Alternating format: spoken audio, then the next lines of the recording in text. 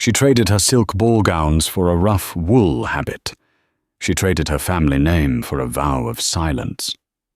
Lady Justin thought she could bury her past behind the cold stone walls of St. Jude's Convent. She thought the world had forgotten her. She was wrong, because the man she ran from, the man who broke her heart into 1,000 jagged pieces, didn't just search for her. He hunted her, and when the Duke of Blackwood finds what is his, he doesn't knock politely. He kicks the door down. Today we tell the true heartbreaking story of a love so volatile it challenged God himself. Sit down, take a deep breath, and listen. This is She Became a Nun to Forget Him. The stone floor of the chapel was cold enough to burn the skin, but Sister Cecilia did not flinch. She had been kneeling for 3 hours, her knees raw against the granite, her head bowed so low that her forehead nearly touched the ground. Outside, the Scottish wind screamed like a banshee, tearing at the slate roof of the convent. The storm had been raging for 2 days, turning the narrow dirt roads leading to the sanctuary into rivers of mud. It was the kind of weather that kept good Christians in their beds and sent sailors to their graves. But inside, there was only the smell of beeswax candles and the rhythmic, hushed chanting of the nuns. Sister Cecilia's lips moved, but her mind was not on prayer. It rarely was these days. It had been 6 months, 182 days since Lady Justin Vance had died in the eyes of society, and Sister Cecilia had been born. She adjusted the rough wool of her habit. It scratched her neck, a constant, irritating reminder of her penance. She wasn't a full nun yet. She was a novice, weeks away from taking her final vows. Once she took them, Justin Vance would be gone forever. The debts of her father, the shame of her broken engagement, the phantom touch of a man's hand on her waist, it would all be washed away. "Sister Cecilia," a sharp voice whispered. Justin didn't look up. She knew the voice. It was Sister Agnes, the mistress of novices, a woman with a face like a dried apple and a heart made of iron. "You are distracted," Agnes hissed, kneeling beside her. "Your prayers are empty. I can feel the turmoil in you." "I am praying for peace, sister," Justin whispered back, her voice raspy from disuse. "You are praying for forgetfulness. That is not the same thing." Sister Agnes stood up, her shadow stretching long across the floor. "The Mother Superior wishes to see you in the vestry. We have received a letter from the bishop." Justin's heart hammered against her ribs. A letter? No one knew she was here. Her father, the Baron of Oakhaven, believed she had taken a ship to America to live with a distant aunt. That was the lie she had paid her maid, Martha, £20 to spread. She rose, her legs trembling, and followed Sister Agnes out of the chapel. The convent was a fortress of silence. Usually the only sounds were the tolling of the bell and the scratching of quills in the scriptorium. But today, there was something else. As they walked down the draughty stone corridor towards the main entrance, a sound cut through the howling wind outside. It was the heavy, rhythmic pounding of iron against wood. Someone was at the main gate. Sister Agnes stopped. Who would come in this weather? Justin froze. A chill that had nothing to do with the draft swept down her spine. She knew that rhythm. She knew the arrogance of a knock that didn't ask for permission, but demanded entry. "Open the gate!" a voice roared from outside, muffled by the thick oak, but unmistakable in its power. It was a baritone voice, rough with exhaustion and fury. Justin grabbed the stone wall for support. The world tilted. "Sister?" Agnes looked at her, concerned. "Do you know that voice?" Before Justin could answer, the pounding came again, louder this time. The wood groaned. "Open this door, or by God, I will burn this sanctuary to the ground." The Mother Superior, an elderly woman named Hildegard, who feared nothing but the Almighty, emerged from her office. She held a lantern, her face stern. "Who dares threaten the house of God?" she demanded.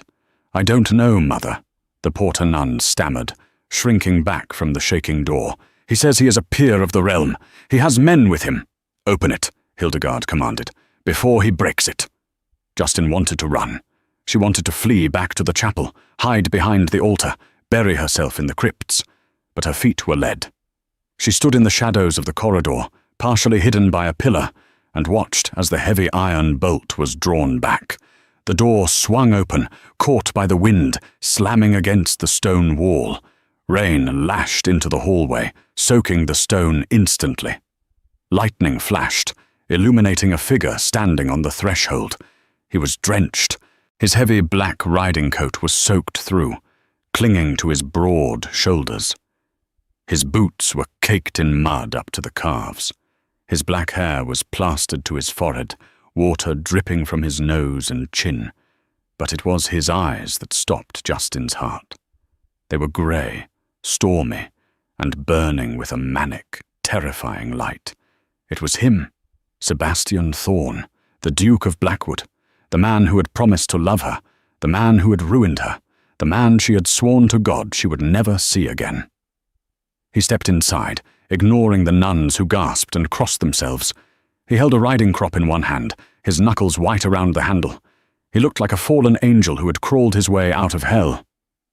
"Lord Blackwood," Mother Superior said, her voice icy, "you are desecrating a holy place."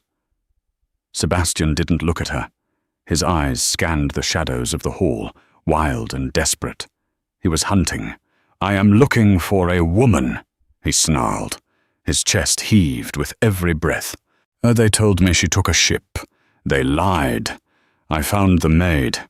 I found the payoff." He took another step, his spurs clicking menacingly on the stone. "There are no women here, my lord," Mother Superior said, stepping in front of him. "Only brides of Christ." Sebastian laughed, a harsh, broken sound. "She is no bride of Christ. She is mine. She is the Duchess of Blackwood, and I'm not leaving until I see her." Justin gasped. The sound was tiny, involuntary, but in the sudden silence of the hall, it was like a gunshot. Sebastian's head snapped toward the pillar where she stood. For a moment, time stopped. The lightning flashed again, lighting up her face, pale, terrified, framed by the white wimple of the novice. Sebastian went still, the rage in his face fractured, revealing something far more dangerous: agony. "Justin," he whispered. The name hung in the air, heavy and forbidden. In this convent, she was Cecilia. Justin was a ghost. But Sebastian spoke the name as if it were a prayer he had been screaming for months. "You have no authority here," Mother Superior Hildegard declared, though her voice wavered slightly. She signaled to two of the gardener monks who were hovering in the background. "Escort his grace out. He is delirious with fever." And he did look feverish. His skin was pale, his eyes rimmed with red. He had ridden 400 miles in 3 days, changing horses until they collapsed, sleeping in the saddle. "Don't touch me," Sebastian warned, his hand drifting to the hilt of the sword at his hip. The monks hesitated. He didn't look at them, he only looked at Justin. He began to walk toward her, slowly, like one approaches a frightened deer. "Justin," he said again, softer this time. "Why?" Justin stepped out from behind the pillar. There was no point in hiding now. She drew herself up, trying to summon the dignity of the nun she was trying to become, rather than the heartbroken girl she was. "There is no Justin here, my lord," she said, her voice trembling. "I am Sister Cecilia." Sebastian stopped 3 feet from her. He smelled of rain, horse sweat, and expensive tobacco, the scent of her old life. He reached out a hand, his fingers trembling, to touch her cheek. She flinched back. The rejection hit him like a physical blow. He dropped his hand. "Sister Cecilia," he mocked, the anger returning. "Is that what you call yourself? You think putting on a costume changes what you did? You think hiding in a rock pile on the edge of the world erases the vows you made to me?" "I made no vows to you, Sebastian," Justin cried out, her composure cracking. "You made sure of that. You and your mother." "My mother?" Sebastian frowned, confusion warring with his anger. What does my mother have to do with the fact that you vanished on the eve of our wedding? You left a letter, Justin. A letter saying you never loved me, that you only wanted the title. Justin stared at him. I never wrote such a letter. I have it in my pocket, Sebastian roared. He reached into his soaked coat and pulled out a crumpled, water-stained piece of parchment. He slammed it against the stone wall. Read it, my dearest Sebastian. The thought of your touch repulses me. I have taken the jewels and gone to a man who knows how to please a woman. The nuns gasped. Mother Superior crossed herself. Justin felt the blood drain from her face. She stepped forward and snatched the paper. The handwriting was perfect. It was her handwriting. The loops of the L, the sharp cross of the T. It was a masterpiece of forgery. I didn't write this, she whispered, looking up at him with wide, tear-filled eyes. Sebastian, I left because you sent Mr. Hemlock, your lawyer, to my father. You told him that if I didn't leave England, you would have him thrown in debtor's prison for the £4,000 he owed the crown. Sebastian went rigid. I paid your father's debts. I paid them the day I proposed to you. The silence that followed was louder than the storm outside. They stood there, two lovers separated by a chasm of lies, soaking wet and shivering in a hallway full of nuns. You paid them? Justin asked, her voice barely audible. In full, Sebastian rasped. I sold the racing stallion, Obsidian, to cover the note so my mother wouldn't know I dipped into the estate funds. I did it so you would come to me freely, without a price on your head. Justin swayed. The room spun. Your mother, she murmured. She came to me. She told me you laughed about me at the club. She said I was your charity case. And then Mr. Hemlock came with the eviction notice, I know. Sebastian closed his eyes, his face twisting in a grimace of pure rage. My mother, he growled, and Hemlock. He opened his eyes, and the fire was back, but it wasn't directed at Justin anymore. It was a cold, calculating resolve. Pack your things, he commanded. No, Mother Superior stepped in, her authority returning. She is a novice of this order. She has entered her probationary period. She cannot simply leave with a man, duke or not. She was manipulated, Sebastian shouted, turning on the old woman. She was lied to. Her vocation is based on a fraud. That is for God to decide, not you, Hildegard said firmly. She stays. You go. If you wish to contest her vows, you must take it up with the bishop in Glasgow. Until then, she is under the protection of the church. Sebastian looked at Justin. Tell them, he pleaded. Tell them you want to come with me. Justin looked at the man she had loved since she was 16. She looked at the habit she wore. She remembered the peace she had found here, or at least the numbness. But she also remembered the pain of the last 6 months, the belief that he was a monster. Now, knowing he had ridden through a hurricane to find her, knowing he had sold his favorite horse to save her father. Justin started. She is confused, Sister Agnes interjected, grabbing Justin's arm. She needs rest. Go, my lord, before we call the magistrate. Sebastian didn't move. He stared at Justin with an intensity that burned. I am not leaving this island, Justin. I will camp at the gate. I will sleep in the mud. I will scream your name until these walls crumble. You are my wife in every way but the paper, and I will not let a forgery steal my life. He turned on his heel, his coat swirling around him, and marched back into the storm. The heavy door slammed shut, plunging the hall back into gloom. Justin stood frozen, the forged letter clutched in her hand. Go to your cell, sister, Mother Superior said softly. We must pray.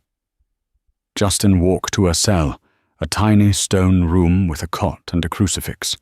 She sat on the edge of the bed. She didn't pray. She brought the crumpled letter to her nose. It smelled of rain and Sebastian. She closed her eyes, and the memories she had tried to suppress for 6 months came flooding back. The flashback hit her with the force of a physical blow. It was the height of the season. The ballroom of the Duchess of Claremont was a sea of pastel silks and glittering diamonds. The air was thick with the scent of lilies and expensive perfume. Justin Vance stood near the wall, clutching her dance card. It was empty. It was always empty. She was the daughter of a baron, yes, but a baron with a crumbling estate and a gambling addiction. Her dress was 2 seasons old, the lace yellowing at the cuffs. She was 22, perilously close to being a spinster, and she was invisible, until he walked in.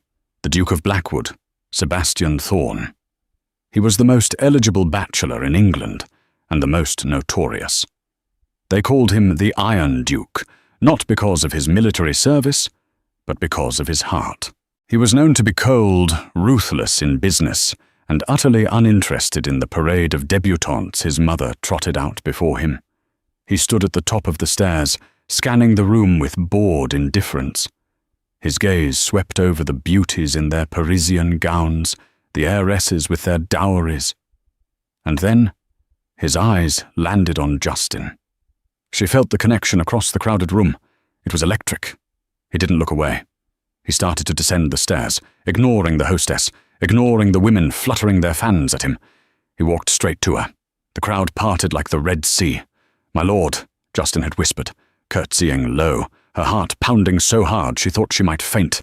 "You are wearing the only honest expression in this room," Sebastian said. His voice was deep, smooth like velvet. "You look like you would rather be anywhere else." Justin looked up, surprised by his candor. "I would rather be in a library, Your Grace, or riding on the moors." A ghost of a smile touched his lips. It transformed his face, making him look younger, less severe. "Then let us pretend we are on the moors. Dance with me." I cannot. I haven't been introduced to—" "I am Sebastian," he said, holding out a gloved hand. "And you are the woman who is going to save me from dying of boredom." That waltz had changed everything. For the next month, they were inseparable. He didn't care about her lack of dowry. He didn't care about her father's reputation. He sent her books. He sent her flowers, not roses, but wildflowers, because she had told him once she preferred them. He made her feel seen. He made her feel cherished. But there were shadows. His mother, the Dowager Duchess Augusta, watched them with eyes like a hawk. Augusta wanted Sebastian to marry Lady Catherine, a wealthy heiress with a lineage that dated back to the Tudors. Justin remembered the day it all ended. She was in the garden of her father's rented London townhouse. She was happy. Sebastian was coming that evening to speak to her father. She knew he was going to propose. Then the carriage arrived. But it wasn't Sebastian. It was the Dowager Duchess. Augusta didn't yell. She didn't make a scene. She sat in Justin's small parlor, sipping tea, and destroyed Justin's life with a smile. "My dear," Augusta had said, "Sebastian is a romantic. He enjoys projects. You are his latest project. The poor little girl he can rescue. It's quite noble of him." "He loves me," Justin had said, her voice shaking. "Ask him," Augusta said. "But before you do, know this. If you accept his proposal, I will call in your father's debts myself. Your father will rot in Newgate prison, and it will be your fault." Justin had felt sick. "Why are you doing this?" "Because the House of Blackwood requires strength, not charity," Augusta said, standing up. "Leave, Miss Vance. Tonight. If you are still in London tomorrow, your father is a dead man." That night, Justin had packed her single trunk. She hadn't waited for Sebastian. She couldn't risk her father's life. She wrote a letter, a truthful one, explaining she wasn't good enough for him.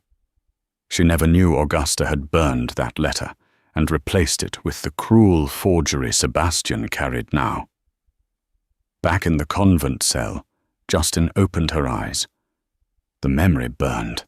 He didn't know, she whispered to the empty room. He didn't know. She looked at the small window.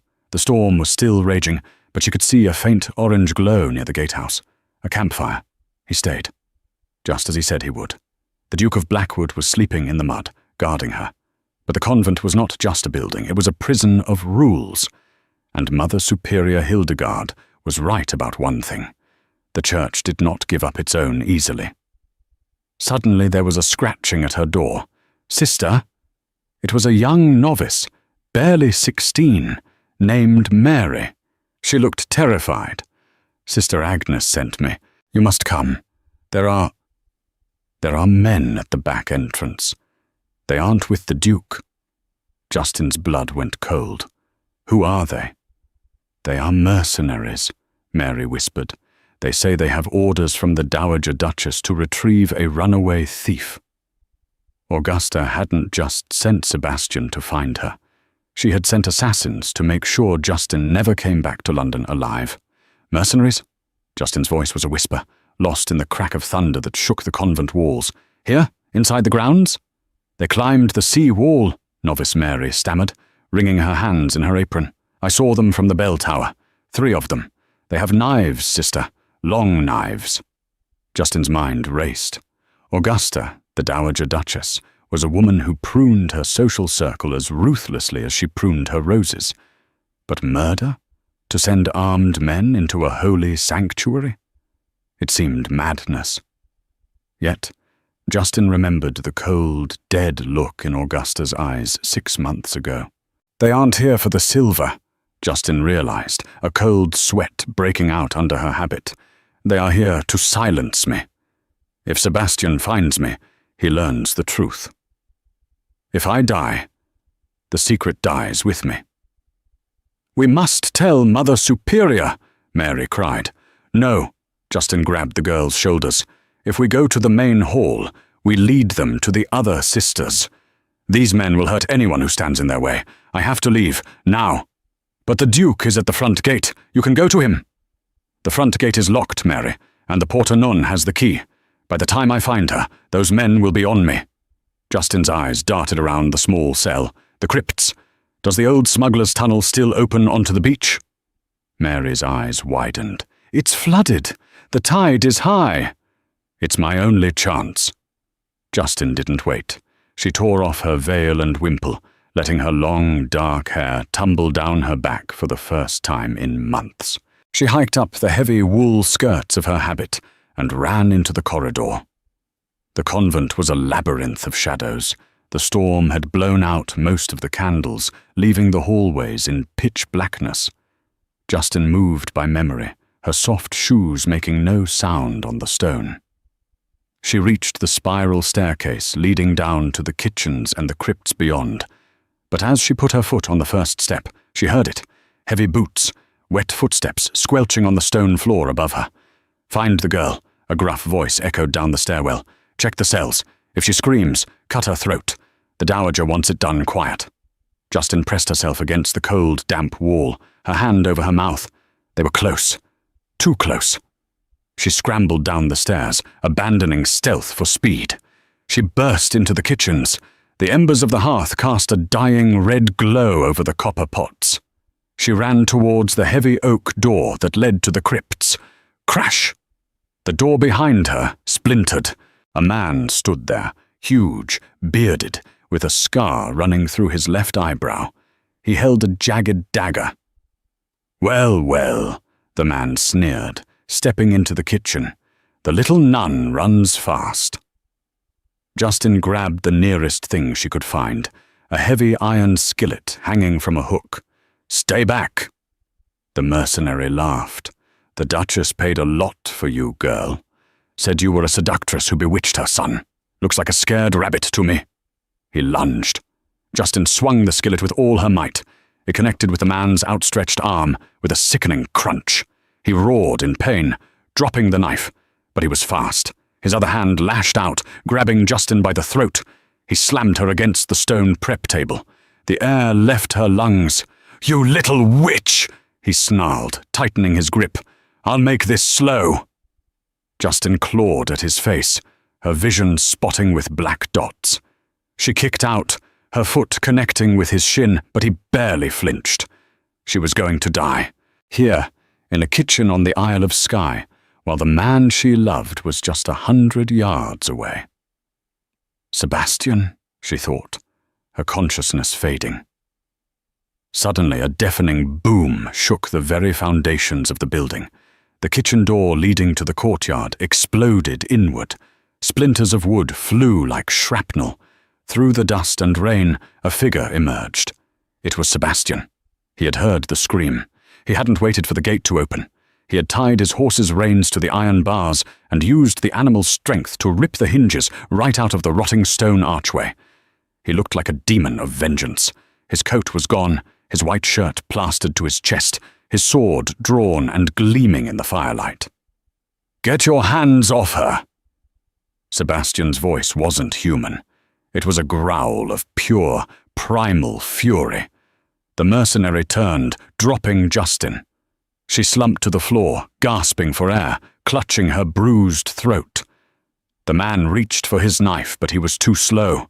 Sebastian closed the distance in 2 strides. The steel of his blade flashed. There was a clang of metal as the mercenary tried to block with a heavy cleaver he grabbed from the table, but Sebastian was a master swordsman, trained in the fencing halls of Paris and the battlefields of the colonies. He parried the clumsy strike and drove the pommel of his sword into the man's jaw. The mercenary crumbled, unconscious before he hit the flagstones. Sebastian didn't check the body. He dropped his sword and fell to his knees beside Justin. "Justin!" He pulled her into his arms, his hands frantically checking her for wounds. "Did he cut you? Tell me!" I'm fine," she rasped, her throat burning. She clung to his wet shirt, burying her face in his chest. "Sebastian, there are more. 2 more." "Let them come," Sebastian said, his eyes dark. "I will kill them all." As if on cue, footsteps thundered down the stairs. The other 2 mercenaries. Sebastian stood up, pulling Justin behind him. He retrieved his sword. "Stay behind me. Do not look." The 2 men burst into the kitchen, weapons drawn. They stopped short when they saw their leader on the floor and the Duke of Blackwood standing over him, looking like death personified. "Lord Blackwood," one of the men said, hesitating. "This is a misunderstanding. You are trespassing on holy ground," Sebastian said, his voice terrifyingly calm. "And you laid hands on my wife. She ain't your wife," the man spat, trying to rally his courage. "She's a target, and we don't get paid if we walk away." They rushed him together. Justin screamed. It was a blur of violence. Sebastian moved with lethal grace. He sidestepped a lunge, slashing the leg of the first attacker, then spun to catch the second man's blade on his guard. The sound of steel on steel rang out like funeral bells. Sebastian kicked the second man into the hearth, sending sparks flying. The man howled. The first man tried to rise, but Sebastian leveled the tip of his sword at the man's throat. "Yield," Sebastian commanded, "or meet your maker." The men, broken and bleeding, dropped their weapons. "Who sent you?" Sebastian demanded, pressing the blade deeper. "The truth, or I swear I will carve it out of you." "The Dowager," the man blubbered, holding his hands up. "The Dowager Duchess. She said the girl was a liability. She said to make it look like a suicide, like she'd jumped from the cliffs." Sebastian went still. The confirmation of his mother's evil didn't surprise him, but it broke something inside him. The last tether of loyalty to his family name snapped. "Get out," Sebastian whispered. "Take your friend and run. If I ever see you in England again, I will hang you myself." The men scrambled over each other to escape into the storm. Silence returned to the kitchen, save for the crackling of the fire and the howling wind. Sebastian turned to Justin. He looked at the bruises forming on her neck. His sword clattered to the floor. His hands shook as he reached for her again. "She tried to kill you," he said, his voice breaking. "My own mother tried to kill you." "Sebastian," Justin wept, stepping into his embrace. "I'm scared." "I know." He held her tight, kissing the top of her head. "I know. But we cannot stay here. If she sent these men, she will send others. We have to go." "Where?" "The storm." "I saw a shepherd's bothy up the ridge," Sebastian said. "It has a roof and a fire. It's the only place we'll be safe tonight." He swept her up into his arms, ignoring her protests that she could walk. He carried her out of the kitchen, through the shattered back door, and into the raging night. The shepherd's bothy was little more than a pile of stones with a thatched roof, clinging to the side of a cliff overlooking the churning sea. But it was dry, and there was a stack of peat in the corner. Sebastian kicked the door open and carried Justin inside. He set her down gently on the single rough cot in the corner. The wind outside was a constant roar, battering the small structure, but inside the thick stone walls held the cold at bay. Sebastian moved quickly, his aristocratic hands adept at the rough work of lighting a fire. Soon, the scent of burning peat filled the small room, and a warm orange glow pushed back the shadows. He turned to her. In the firelight, he looked exhausted. The adrenaline of the fight was fading, leaving him pale and haggard. "You're shivering," he said. He began to unbutton his wet shirt. Justin looked away, a blush rising to her cheeks despite the fear. "Sebastian." "We need to get dry, Justin. There is no modesty here. Not when we nearly died." He took off his shirt and hung it by the fire. His chest was heaving, covered in scars from his time in the cavalry. He came to her and knelt, his face level with hers.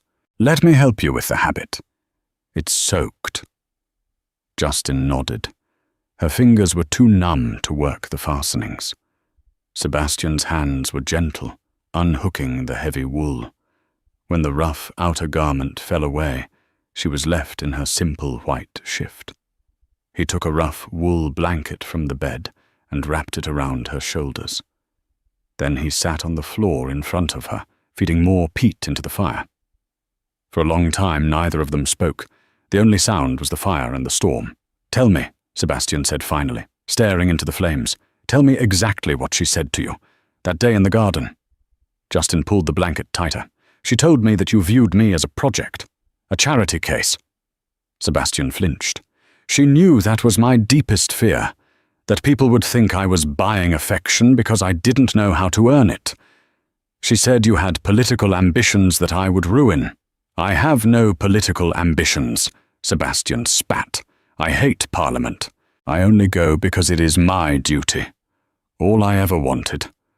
All I wanted was Oakhaven, my horses, and you.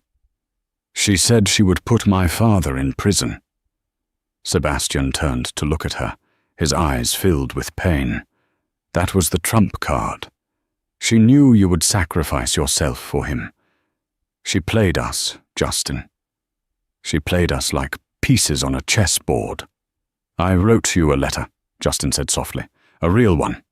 I told you that I loved you, but I couldn't destroy your future. I left it on the mantelpiece." She must have taken it before I arrived, Sebastian realized, and replaced it with that poison. He reached out and took her hand. His thumb traced the calluses on her palm, marks from scrubbing floors in the convent. "Look at what she did to you," he whispered. "You were meant to wear silk, not scrub stone. You were meant to be laughing in a ballroom, not hiding in a cell." "I found peace here, in a way," Justin said truthfully. I thought you were better off without me. I thought you were happy with Lady Catherine." "Happy?" Sebastian laughed bitterly. "I was a ghost. I spent every night at my club, drinking until I couldn't remember your name. But I always remembered. Lady Catherine? I haven't spoken 2 words to her. My mother paraded her around, announced an engagement that didn't exist in the papers. I didn't care. I didn't care about anything." He squeezed her hand, "until I found the maid. Martha." Justin's eyes widened. "Martha? I found her working in a tavern in Cheapside. She was wearing a diamond brooch, one I recognized. It was my mother's. Your mother paid her? To keep the secret of where you had gone. But Martha is a terrible gambler. She lost the money, pawned the brooch, and when I cornered her, she sang. She told me you hadn't gone to America. She told me about the convent." Sebastian moved closer, rising from the floor to sit on the edge of the cot. The distance between them vanished. "I rode out that hour," he said. "I didn't stop for luggage. I didn't stop to sleep. I just rode." He reached up and touched the bruise on her neck where the mercenary had grabbed her. His touch was feather-light, but it sent a shock-wave through her body. "I failed you," he whispered, his voice thick with emotion. "I let her drive you away. I wasn't strong enough to protect you from my own family." "You came for me," Justin said, tears spilling down her cheeks. "You crossed England for me. You fought for me." "I would burn the world for you," Sebastian said intensely. "Do you understand? I am done with duty. I am done with the title if it means losing you. I will renounce it all. We can go to America. We can go to France. Anywhere." Justin looked into his stormy, grey eyes. She saw the boy she had fallen in love with, and the man who had been forged in the fire of this separation. "We don't have to run, Sebastian," she said, a new strength rising in her voice. "Running is what she wants. If we run, she wins." "Then what do we do?" "We go back," Justin said, her voice hardening. "We go back to London, and we take what is ours." Sebastian looked at her, surprised by her steel. "You aren't the same woman who left," he noted with admiration. "No," Justin agreed. "I was a girl then, afraid of my own shadow. But God has tested me, Sebastian, and the devil has hunted me. I am not afraid of an old woman in a drawing room anymore." Sebastian smiled, a genuine, dangerous smile. "Good." The tension in the room shifted. The danger outside seemed miles away. There was only the firelight, the warmth of the small cabin, and the overwhelming, magnetic pull between them. "Justin," Sebastian breathed. "Sebastian," she whispered back. He leaned in and kissed her. It wasn't a gentle kiss. It was desperate. It was 6 months of starvation, 6 months of anger and grief and longing pouring out in a single moment. Justin's hands tangled in his damp hair, pulling him closer. He groaned low in his throat, his arms wrapping around her waist, pulling her against his chest. The blanket slipped from her shoulders. "I love you," he murmured against her lips. "I love you more than breath." "I never stopped," she replied, "not for a single prayer." Outside, the storm raged on, battering the cliffs of Skye. But inside the shepherd's hut, the world had narrowed down to 2 people, finally safe, finally together. But the night was not over, and the morning would bring a new reality. As Justin drifted off to sleep in Sebastian's arms hours later, watching the dying embers of the fire, a thought occurred to her. A cold, sharp realization. Augusta had sent 3 men. 2 had run away. 1 had been knocked unconscious. Where was the 3rd man? She sat up, her heart skipping a beat. "What is it?" Sebastian asked, instantly awake, reaching for his sword. "In the kitchen," Justin whispered. "There were 3 men. You knocked out the leader. You fought the other 2. But the leader, the one on the floor. Did you tie him up?" Sebastian froze. "No, I was too focused on you. If he wakes up, he knows we are here. The horse is outside." As if in answer, a sound cut through the wind outside, a high-pitched whinny of a horse in pain, followed by the thunder of hooves galloping away. Sebastian ran to the door and threw it open. The tethering post was empty. His horse was gone. "He took the horse," Sebastian cursed, staring into the dark. "He's not running away," Justin said, standing behind him, clutching the blanket. "He's going to the nearest telegraph office on the mainland. He's going to signal Augusta." "She'll know she failed," Sebastian said grimly. "No," Justin corrected him. "She'll know where we are. And next time, she won't send mercenaries. She'll send the law. She'll claim you've kidnapped a nun." The romantic peace of the cabin shattered. The chase wasn't over. It had just begun. The dawn broke over the Isle of Skye like a bruise, purple and grey and swollen with rain. Sebastian and Justin didn't wait for the sun. They left the shepherd's bothy while the mist was still clinging to the heather, walking miles over the rough terrain towards the small port town of Portree. They had no horse. They had no luggage. Sebastian was still wearing his mud-splattered riding clothes, and Justin was dressed in the rough shift and the shepherd's heavy blanket, looking more like a beggar than a lady. But as they walked, Sebastian held her hand with a grip that iron couldn't break. "When we reach the mainland," Sebastian said, scanning the horizon for the mercenary, "we take the train. The railway lines from Glasgow are faster than any horse." "But the mercenary?" Justin asked, stumbling over a route. Sebastian caught her instantly. "He has a head start," Sebastian admitted grimly. "But he is riding a tired horse on washed-out roads. We have the advantage of steam." They reached the harbour just as a fishing trawler was preparing to cast off. Sebastian, using the last of the gold sovereigns in his pocket, bribed the captain to take them across the churning strait to the mainland. The journey was a nightmare of salt spray and nausea, but Justin didn't complain. She stood at the bow, watching the coastline of Scotland draw nearer, her eyes hard.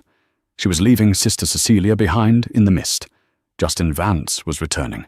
When they finally reached Glasgow and boarded the night train to London, the true scale of Augusta's manipulation became clear. Sebastian bought a copy of the Times at the station platform. His face went ashen as he read the headline. He crumpled the paper, his jaw tightening. "Read it," he whispered, handing it to Justin. Justin took the paper, her hands trembling.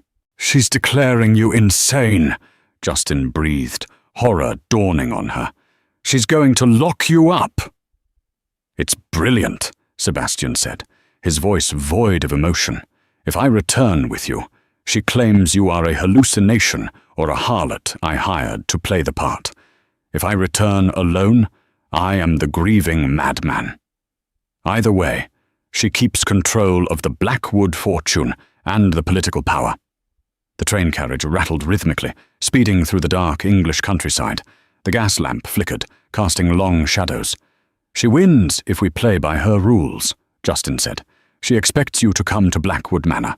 She'll have doctors waiting, men with straitjackets." "I won't go to the manor," Sebastian said. "I'll go to the Lords. I'll go to the Queen." "No," Justin shook her head. She looked out the window at her reflection. She saw the tangled hair, the dirt, the fear. But she also saw the fire. "That will take too long. By the time the courts decide, you'll be in an asylum." "Then what?" "Where is she now?" Justin asked. "It's the height of the season. If she thinks she has won, she will be celebrating." Sebastian looked at the date on the newspaper. Tomorrow night. The Curzon Ball. It's the biggest event of the autumn. She is the patroness. Justin turned to him.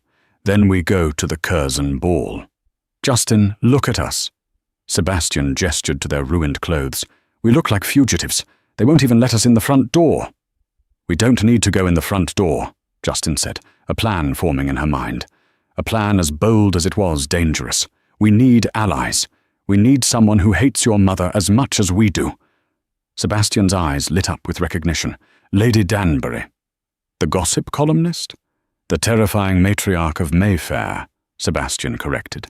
"My mother insulted her hat in 1835. Lady Danbury has been waiting 7 years for revenge, and she lives in Kensington." The train pulled into London amidst a shroud of coal smoke. It was a city of shadows and whispers. Sebastian and Justin moved through the back alleys, avoiding the constables. Augusta's influence was everywhere. There were posters offering a reward for the safe return of the Duke, implying he was a danger to himself. They reached Lady Danbury's townhouse at midnight. The butler tried to turn them away, but Sebastian pushed past him. "Tell her the Mad Duke is here," Sebastian snarled, "and tell her I have the scandal of the century." 10 minutes later, they were sitting in a velvet parlour, sipping brandy, while Lady Danbury, a woman with sharp eyes and a sharper cane, listened to their story.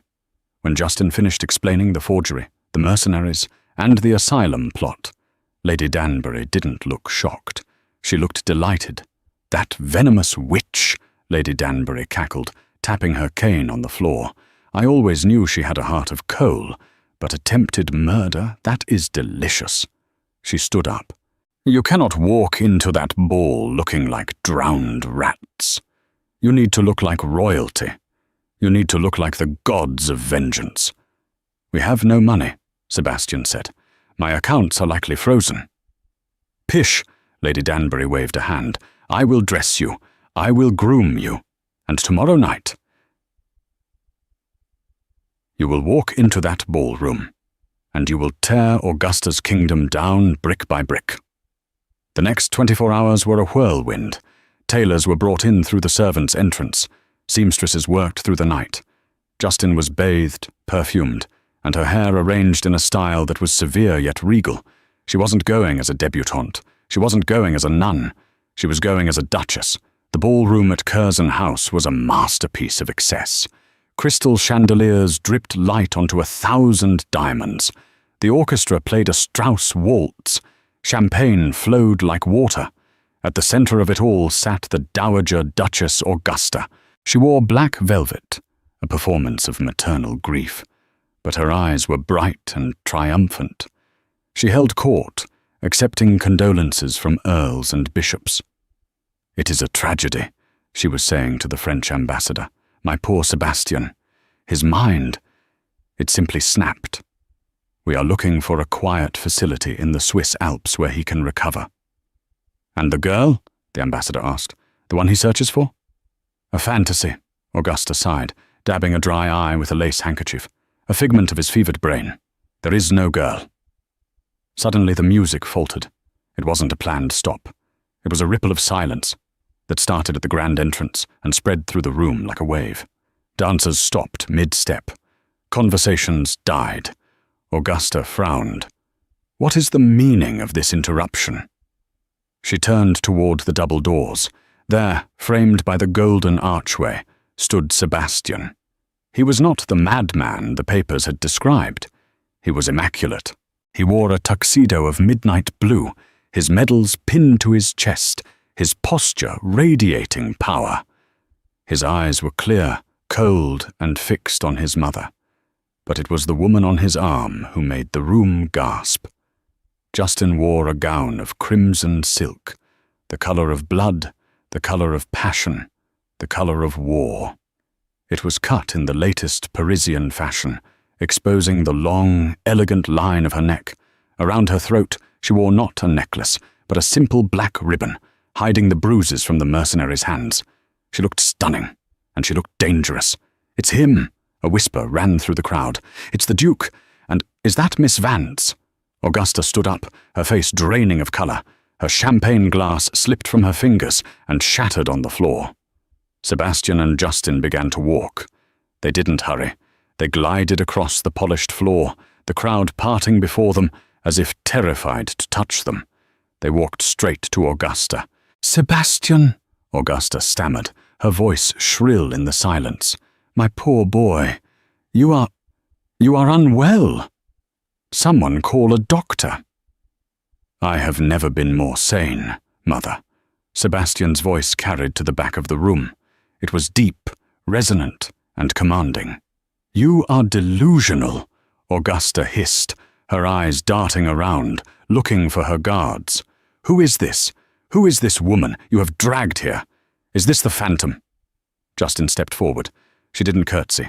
She looked down at the older woman. "I am not a phantom, Your Grace," Justin said clearly, "and I am certainly not dead, though not for lack of your trying." A collective gasp went through the room. "How dare you?" Augusta trembled. "I don't know who you are."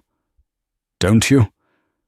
Justin reached into a crimson bodice and pulled out a piece of paper. It was stained with seawater and mud, but the seal was unmistakable. It was the order to the mercenaries. Sebastian had found it in the pocket of the unconscious leader back in the convent kitchen. He had kept it safe. "Read it," Sebastian commanded, snatching the paper from Justin and thrusting it at the French ambassador standing nearby. "Read it to the room, monsieur." The ambassador hesitated, looked at the terrifying expression on the Duke's face, and adjusted his spectacles. "To Captain Griggs," the ambassador read aloud, his voice trembling. "Retrieve the girl from St. Jude's Convent. If she resists, silence her permanently. Make it look like a fall from the cliffs. Payment upon completion. Signed, Augusta, Duchess of Blackwood." The silence in the room was absolute. It was the silence of a guillotine blade hovering before the drop. Augusta swayed. "It's a forgery," she screeched. "They are lying. He is mad. He forged it." "And did I forge this?" Justin asked. She reached up and untied the black ribbon around her neck. The silk fell away, revealing the ugly, purple-black bruises in the shape of a man's hand. "These are the marks of your payroll, Augusta," Sebastian said, his voice dropping to a lethal growl. "You tried to murder the woman I love. You tried to imprison your own son, and you did it all for a title that you are no longer worthy to hold." Augusta looked around the room for support, but the faces of London society were turned against her. Disgust, shock, and judgment were written on every visage. She had committed the one sin society could not forgive. She had been caught. "I did it for the family," Augusta cried, tears of rage streaming down her face. "She is a nobody. She is a pauper." "She is the Duchess of Blackwood," Sebastian declared, his voice ringing out like a bell. He turned to Justin, right there in the center of the ballroom, and dropped to one knee. "I do not have a ring," Sebastian said, "for I rode across a kingdom to find you and didn't stop to buy gold. But I offer you my heart, my title, and my life." Justin Vance, will you marry me? Again? And this time, will you stay? Justin looked at him. The drama, the pain, the fear. It all dissolved. "I will never leave you again," she whispered. "Yes." Sebastian rose and kissed her. It was a kiss of victory. The room erupted, not in polite applause, but in cheers. Lady Danbury, watching from the balcony, thumped her cane in approval. Augusta stood alone in the center of the joy, a small, defeated figure in black velvet. Two royal guards, summoned by the ambassador, stepped forward. "Your Grace," the guard said solemnly, "you must come with us. The Queen will wish to hear of this." As Augusta was led away, disgraced and ruined, she looked back one last time. She saw her son holding the woman he loved. She saw the nobody wearing the invisible crown of a duchess. Karma had not just arrived. It had waltzed in the front door 1 year later. The cliffs of the Isle of Skye were green with summer grass. The storm was a distant memory. A carriage stopped at the gates of St. Jude's Convent, but this time there was no pounding on the door. No mercenaries. Justin stepped out, holding a bundle in her arms. She was dressed in blue silk, looking healthy and radiant. Sebastian stood beside her, his hand resting protectively on her waist. Mother Superior Hildegard opened the gate. She looked at the couple, and then at the sleeping baby in Justin's arms. "We named him Jude," Justin smiled, showing the baby to the old nun, "for the saint of lost causes, because you saved me when I was lost." "St. Jude is also the patron of hope," Hildegard corrected gently, touching the baby's cheek. "And you, my child, never lost that." Sebastian looked out over the sea, the wind catching his hair. He was no longer the Iron Duke, cold and distant. He was a man who had walked through fire and come out holding gold. "Are you ready to go home?" he asked Justin. "I am already home," she replied, leaning her head on his shoulder. They walked back to the carriage, leaving the convent behind, not as a place of refuge, but as a monument to the love that had survived the silence. And that, my friends, is how the Duke of Blackwood tore down the gates of hell to save the woman he loved. It wasn't just a story about romance.